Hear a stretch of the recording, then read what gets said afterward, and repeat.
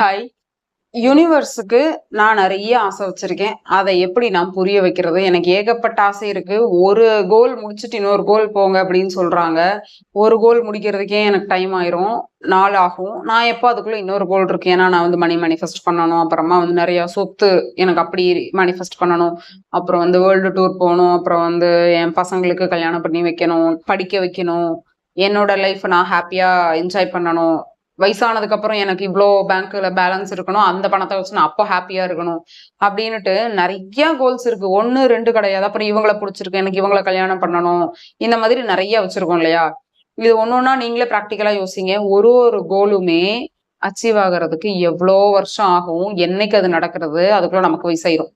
சரிங்களா? இப்ப இதுக்கு ஈஸியான வழி என்ன அப்படின்னா, முதல்ல லா ஆஃப் அட்ராக்ஷன் அப்படிங்கிறது என்னன்னா, பிரபஞ்சத்துல நிறைய விதி இருக்கு ஆஸ் யூஷுவல். அதுல ஒரு விஷயம் லா ஆஃப் அட்ராக்ஷன்ங்கிறது நம்ம மனிதர்களுக்கு ரொம்ப ரொம்ப ஒரு ஈஸியா நம்ம என்ன நினைக்கிறோமோ அதை வந்து அப்படியே நடத்தி கொடுத்து, இந்தாப்பா நீ ஹாப்பியா வாழுப்பா அப்படின்னு பிரபஞ்சம் நமக்கு கொடுத்த ஒரு மிகப்பெரிய கிஃப்ட் தான் இந்த ஈர்ப்பு விதி.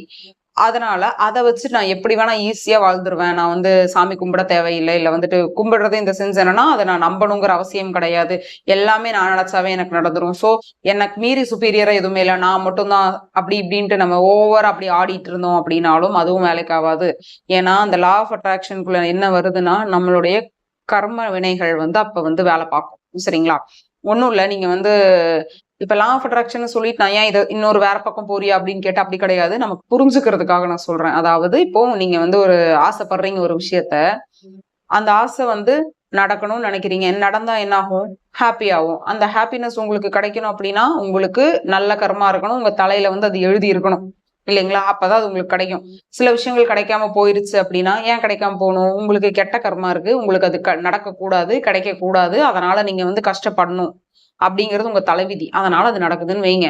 இப்படிதான் ஈர்ப்பு விதிக்கு முன்னாடி வரைக்கும் நம்ம லைஃப் வந்து அது பாட்டுக்கு ஒரு தலைவிதி படியும், அதுக்கப்புறமா வந்து நம்மளோட ஜாதகம் படி இப்படி எல்லாம் போயிட்டு இருக்கும். இப்போ என்ன ஆகுது? நம்ம ஒரு விஷயத்த மாத்தணும் அப்படின்னு நினைக்கிறோம். என் லைஃப்பை வந்து நான் வேற மாதிரி கொண்டு போகணும்னு நான் நினைச்சு நான் வேற ஒரு விஷயத்த நான் பிளான் பண்ணும்பொழுது என்னோட ரொட்டீன்லாம் நான் சேஞ்ச் பண்றேன். அப்ப அங்க என்ன நடக்குது? நான் ரொம்ப பாசிட்டிவா இருக்க ஆரம்பிக்கிறேன். எல்லாத்து மேலயும் வந்து அன்பா இருக்க ஆரம்பிக்கிறேன். நான் ரொம்ப ஹாப்பியா இருக்கேன் அப்படிங்கும் பொழுது இது எல்லாமே ஆர்டிபிஷியலா நம்ம பண்றோம்.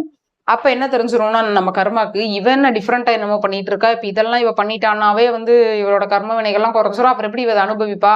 இவள்ல அதை அனுபவிக்கணும், இவளுக்கு பதிலா வேற யாரையும் அனுபவிக்க முடியாதே. சோ இங்க நம்ம அதை டைல்யூட் பண்ண விடக்கூடாது அப்படின்னுட்டு தான் நீங்க ஒரு விஷயத்த ஆரம்பிக்கும் பொழுது நிறைய தடங்கள் வரும். நீங்க அதை நோட் பண்ணீங்கன்னா தெரியும். அதுக்கான காரணம் என்னன்னா நம்மளுடைய கெட்ட கர்மா தான். ஆனா நீங்க அதை வந்து ரொம்ப கன்சிஸ்டன்சியா பண்ண ஆரம்பிச்சிட்டீங்கன்னா, இந்த யூனிவர்சல் எனர்ஜி உங்களோட கர்மாவை மீறி உங்களுக்கு வந்து அதை செய்ய வைக்கும். சரிங்களா? இது வந்து நான் பொதுவா சொல்றேன். அது எந்த மேனிஃபெஸ்டேஷனா இருந்தாலும் சரி. நீங்க வந்து ஒன்ஸ் ஸ்டார்ட் பண்ணி அதுல நீங்க கன்சிஸ்டன்சியா இருக்கிறீங்கன்னாவே கண்டிப்பா உங்களுக்கு வந்து அது கிடைச்சே தான் தீரும். அதுக்கு நம்ம என்ன பண்றோம்? இங்க என்ன பிரச்சனை எல்லாத்துக்கும் பிராக்டிகலான்னு பாத்தீங்கன்னா, டைம் இல்ல நமக்கு உண்மையாவே. இப்ப சாதாரணமா ஒரு வேலைக்கு போயிட்டு இருக்கேன். எனக்கு வந்து வெளிநாட்டுக்கு நான் டூர் போகணும். வருஷத்துல வந்து ஒரு 2 தடவை நான் போயிட்டு வரணும். யூரோப்பியன் கண்ட்ரீஸ் ஃபுல்லா நான் சுத்தி பார்க்கணும். ஆனா எனக்கு மாசம் வந்து 15,000 தான் வருதுன்னு வைங்களேன். என்னோட தாட்டை நான் எந்த அளவுக்கு சேஞ்ச் பண்ணணும் அதை யோசிங்க. இப்ப எனக்கு ஒரு 25 வயசுனா வேலைக்கு போய் ஒரு 5 வருஷம் 4 வருஷம் ஆக ஆரம்பிச்சிருக்குன்னா, வேலைக்கு போனதுக்கு அப்புறம் ஒரு மாதிரியான லைஃப் ஸ்டைல், ஒரு மாதிரியான சப்கான்சியஸ் மைண்ட் எனக்கு வேலை பார்த்துட்டு இருந்திருக்கும். நான் பிறந்ததுல இருந்து என்னோட ஃபேமிலியில இருந்து 20 வருஷமா நான் ஒரு சப்கான்சியஸ்ல இருந்திருப்பேன். ஆனா இது ரெண்டுமே மணியை பத்தி நெகட்டிவாவும், மணி அப்படிங்கிறது வந்து ஒரு மிகப்பெரிய விஷயமாவும் மட்டும்தான் இருக்கும். நம்ம எப்படி மாத்த முடியும்? நமக்கு இன்னும் மிஞ்சி போனா ஒரு 70 இயர்ஸ் இருக்கும் அப்படின்னாவே, இந்த 25 வருஷமாவே நம்ம வச்சிருக்க தாட்டை மாத்துறதுக்கு மணிக்கு மட்டும், அதாவது நான் மணி மேனிஃபெஸ்ட் பண்ணணும், இப்படி ஒரு டூர் போகணும்னு நினைச்சனாவே அதை மாத்துறதுக்கே எனக்கு எவ்வளவு வருஷம் ஆகும். இப்படி ஒண்ணு ஒண்ணா நான் என்னைக்கு மாத்துறது அப்படின்னு கேட்டா, அதுக்கு வந்து நிறைய வழிகள். அது முடியவே முடியாதான்னு கேட்டா அப்படியெல்லாம் கிடையாது. கண்டிப்பா முடியும். ஆனா இந்த இடத்துல நமக்கு மெனக்கெடல் அவசியம். யூனிவர்ஸுக்கு வந்து நீங்க சொல்லணும், எனக்கு இதுதான் வேணும், இப்படிதான் வேணும்னு ரொம்ப கிளியரா சொல்லுங்க. ஒரு பர்டிகுலர் டேட் மென்ஷன் எல்லாம் பண்ணாதீங்க. எனக்கு இந்த மாசத்துக்குள்ள நடக்கணும், இந்த தேதிக்குள்ள நடக்கணும், அதெல்லாம் பண்ணாதீங்க. சரிங்களா? அதெல்லாம் விட்டுட்டு எனக்கு நடக்கணும், சரியான டைம்ல எனக்கு இது நடந்தே ஆகணும் அப்படிங்கறத நீங்க மேனிஃபெஸ்டேஷன் மட்டும் பண்ணிக்கிட்டே இருங்க. இப்ப நிறைய இருக்கே, நிறைய நான் எப்படி மேனிஃபெஸ்ட் பண்றதுன்னு கேட்டா, முதல்ல ரொம்ப ஈஸியா செட் பண்ணுங்க உங்களோட கோலை. கொஞ்சம் கொஞ்சமா நீங்க செட் பண்ணிட்டு போங்க. இப்ப எடுத்த உடனே இப்ப நீங்க 10,000 ரூபாய் சம்பளம் வாங்குற உங்களுக்கு ஒரு சேவிங் பண்ணி ஒரு மாசம் 5000 ரூபாய்ங்கிறது வந்து ஒரு 6 மாசத்துல உங்களால 5000 ரூபாய் சேர்த்து வைக்க முடியும். சேவிங் சொல்றேன், உங்களோட செலவு போக அந்த 10,000 ரூபாயில கொஞ்சம் கொஞ்சமா சேர்த்துனீங்கன்னா ஒரு 6 மாசத்துல ஒரு 5000 ரூபாய் அப்படிங்கிறது உங்களோட மனம் நம்பக்கூடிய ஒரு தொகை இல்லைங்களா? ஆனா நம்ம அதை விட்டுட்டு நான் 10,000 ரூபாய் சம்பாரிச்சுட்டு இருக்கேன், எனக்கு மாசமோ இல்ல வந்து ஒரு 6 மாசத்துக்குள்ள வந்து நான் ஒரு 1 lakh சேர்த்து வைக்கணும் அப்படின்னு நான் நினைச்சேன்னா, என்னோட மொத்த சம்பளத்தையுமே நான் வந்து 10,000 ரூபாய் வாங்கி 1 லட்சம் வர்றதுக்கு நான் இன்னும் எத்தனை மாசத்துக்கு மொத்த சம்பளத்தை அப்படியே வச்சா கூட என்னால 1 lakh வந்து அவ்வளவு இமீடியட்டா சேர்க்கறது கஷ்டம். ஏதாவது நமக்கு செலவு வந்துட்டே இருக்கும், நான் அப்படி சொல்றேன்.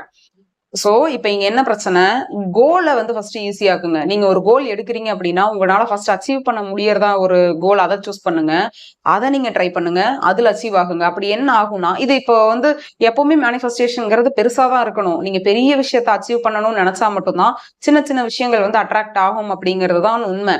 அதுக்காக எடுத்த உடனே இப்ப நான் சொன்ன மாதிரி இந்த 10,000 ரூபாய் சம்பளத்தை வச்சுக்கிட்டு நான் 6 மாசத்துல 1 lakh சேர்த்து வைக்கணும் அப்படின்லாம் நினைக்கிறது எவ்வளவு ஒரு மடத்தனம், ஒரு அபத்தமா இருக்கு இல்லைங்களா நம்ம சொல்றதுக்கே. சோ பிராக்டிக்கலா நம்மளால முதல்ல முடியுதா முடியலையா அப்படின்னு பாக்குறதுக்கான டெஸ்டிங் ஒர்க்ஸ் எல்லாம் நிறைய இருக்கு.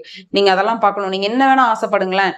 இந்த ஆசைப்படுறேன், இது வந்து உங்களுக்கே தெரியும். இப்போ ஒரு போன் வாங்கணும்னு ஆசைப்படுறேன், என்னோட கமிட்மெண்ட் இவ்வளவு இருக்கு, இன்னும் எத்தனை மாசத்துல நான் பண்ண முடியும், ஒரு 7 மாசம் ஆகும் நான் போன் வாங்குறதுக்குன்னா, அது இன்னும் ஒரு 5 மாசத்துல நான் வாங்கணும். அப்ப 5 மாசத்துல நான் வாங்கணும்னா இங்க என்னோட ரொட்டீன்ல நான் என்ன பண்ணணும், வேற எக்ஸ்ட்ரா ஓவர் டைம் ஏதாவது ஒர்க் பண்ணுமா, இல்ல பணத்தை நான் வேற எப்படி ஏர்ன் பண்ண முடியும் அப்படின்னுட்டு உங்களோட அந்த கோலை கொஞ்சம் சின்னது பண்ணி ஈஸியாக்க பாருங்க. இப்படியெல்லாம் பண்ணி பண்ணி பழகும் பொழுது என்ன ஆகும்னா, ஃபர்ஸ்ட் இதுல இருந்து லா ஆஃப் அட்ராக்ஷன் எல்லாம் கொண்டு வராதீங்க. ரொம்ப பிராக்டிக்கலா இருங்க. உங்களால ஒரு விஷயத்த சாதாரணமா எவ்வளவு நாள்ல பண்ண முடியுது, கொஞ்சம் நீங்க ஏதாவது உங்களோட ரொட்டீன் சேஞ்ச் பண்ணி எக்ஸ்ட்ரா ஹார்ட் ஒர்க் போட்டு ரொம்ப எஃபர்ட் போட்டு நீங்க செய்யும் பொழுது எவ்வளவு நாள்ல அடைய முடியுதுன்னு பாருங்க.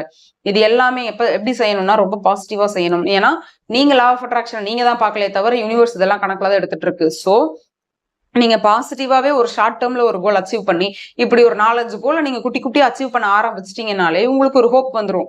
ஓகே, இப்படி நம்ம பண்ணணும்னா இது நமக்கு ஈஸியா கிடைச்சிரும் அப்படிங்கிற மாதிரி ரொம்ப பிராக்டிக்கல் ஆயிரும். அதை விட்டுட்டு எனக்கு அது நடக்கணும், எனக்கு இது நடக்கணும், இது நடக்கணும், நீங்க எல்லாத்தையுமே பெருசு பெருசா வச்சுட்டு இருந்தீங்க அப்படின்னா அது அது நீங்க வந்து எனர்ஜி ஓவரா போடணும். அப்ப என்ன பண்ணணும், சாப்பிடணும், லா ஆஃப் அட்ராக்ஷன் வேலையை பார்க்கணும், தூங்கணும், லா ஆஃப் அட்ராக்ஷன் வேலையை பார்க்கணும், படிக்கிறதோ இல்ல வந்து எக்ஸாம் எழுதுறது இல்ல வேலைக்கு போறது இதெல்லாம் நீங்க பண்ண முடியாது.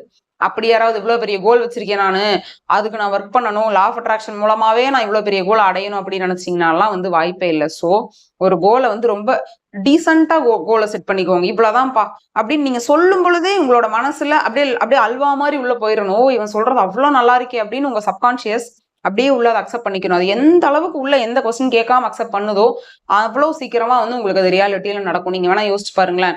நமக்கு இன்னும் மிகப்பெரிய விஷயம் எல்லாம், நீங்க ஒரு மேனிஃபெஸ்டேஷனை இப்படிதான் நான் பண்ணணும் நீங்க ஒரு ஃப்ரேம் பண்ணுவீங்க இல்லையா, அந்த ஃப்ரேம் பண்றதுக்கே வந்து பல மாசம் எடுக்கும். ஏன்னா நம்மளோட மனம் வந்து அந்த அளவுக்கு அந்த விஷயத்துல அவ்வளவு நெகட்டிவா இருந்திருக்கும். இது எல்லாமே பிராக்டிக்கல் எக்ஸ்பீரியன்ஸ்ல சொல்றது. சோ இப்போ இருந்து நம்ம டைம் வேஸ்ட் பண்ணாம, அது என்ன ஆசையா வேணா இருக்கட்டும், ஒரு பெரிய வீடு கட்டுறதா இருக்கட்டும், கார் வாங்குறதா இருக்கட்டும், இல்ல பெரிய பங்களோ கட்டுறீங்க, என்ன வேணா இருக்கட்டுமே, எல்லாத்தையுமே எப்படி பண்ணலாம். இது இது இந்த ஒரு பெரிய ஒரு ஆசை இருக்குன்னா நீங்களே உங்களுக்கு ஒரு கோல் ஃபிக்ஸ் பண்ணிக்கோங்க. இவ்வளவு பெரிய ஆசைக்கு நான் ஒரு சின்னதா இந்த விஷயம் நான் வைக்கிறேன், இது இவ்வளவு நாள்ல நான் அச்சீவ் பண்ணிடுறேன் அப்படின்ட்டு நீங்க சின்ன விஷயம் வந்து நீங்க அச்சீவ் பண்ணிட்டீங்கன்னா உங்களுக்கு ஒரு ஹோப் வரும். அப்ப எதுக்காக நீங்க அந்த குட்டி விஷயம் வச்சீங்களோ அந்த விருப்பம் நிறைவேறும் பொழுது ஆட்டோமேட்டிக்கா அந்த பெரிய விருப்பமும் நிறைவேறும் அப்படிங்கிற ஒரு சாதாரண ஒரு கான்பிடன்ஸ் வந்து நம்ம மூலமாவே நமக்கே ஒரு மோட்டிவேட்டிங்கா இருக்கும். புரியுதுங்களா? சோ கோலுங்கிறத ரொம்ப ஃபர்ஸ்ட் எடுத்தோன்னு சின்னதா வைங்க, ஈஸியா செட் பண்ணுங்க. எவ்வளவு பெரிய கோலா இருந்தாலுமே அதை எப்படி ஈஸி பண்ணிக்கிறது அப்படிங்கிறத நீங்க ஈஸியா செட் பண்ணும் பொழுது யூனிவர்ஸ் கிட்ட உங்களுக்கு சொல்றது கரெக்டா இருக்கும். யூனிவர்ஸ் அப்படிங்கிறது என்ன, உங்க சப்கான்சியஸ் கிட்ட நீங்க சொல்றதுக்கு ரொம்பவே கரெக்டா இருக்கும். அது எந்த ஒரு எந்த கேள்வியுமே கேட்காது. புரியுதுங்களா? இப்படி ட்ரை பண்ணீங்க அப்படின்னா உங்களுக்கு வந்து மேனிஃபெஸ்டேஷன் பவர்ங்கிறது கொஞ்சம் இன்க்ரீஸ் ஆகும். தேங்க்யூ.